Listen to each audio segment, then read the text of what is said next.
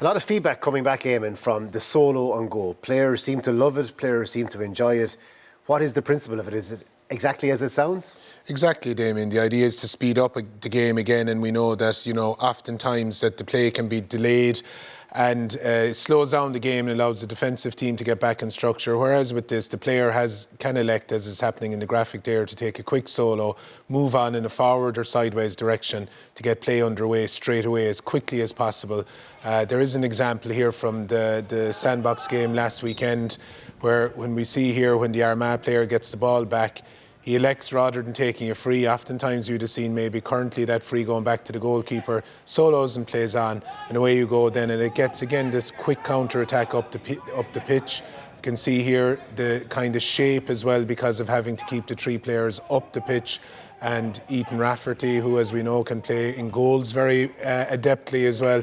Here he is out the field, bursting forward and scoring a goal there. I noticed there that defenders had their backs turned to that, Eamonn. It's going to be a big kind of impact for any defensive system out there, isn't it? It is, and players will have to be tuned in. I think from the defending players' point of view, they have to get back 4 metres straight away, and the key point is that the solo and go has to be taken immediately.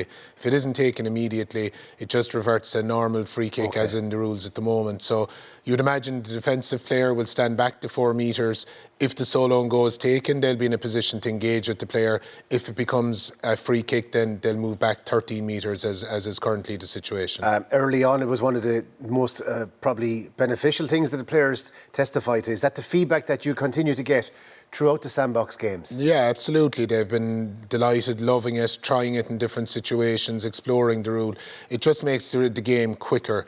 In fact, in some of the games, players are probably taking it where it made more sense to actually take the free kick, but they were, again, anxious to try it, and it was good. But it's been hugely positive. There's been no negative feedback at all from any of the players or managements or anything. Yeah, final thing then, it's going to lead into a fascinating equation for S&C coaches, in all of this, isn't it? It's going to be a lot of increased sprinting and maybe less heavy endurance running. Yeah, we saw that, and again, I suppose so far the sample size is small, but in the game at the moment there is a lot of up and down the field distance type running, whereas previously we'd have seen more high speed distance. I think with the likes of this, that was the feedback from the games, that it really speeded it up. Same from the referees, they found that it speeded up in those kind of stalemate situations of long periods of possession. We didn't see much of that, thankfully.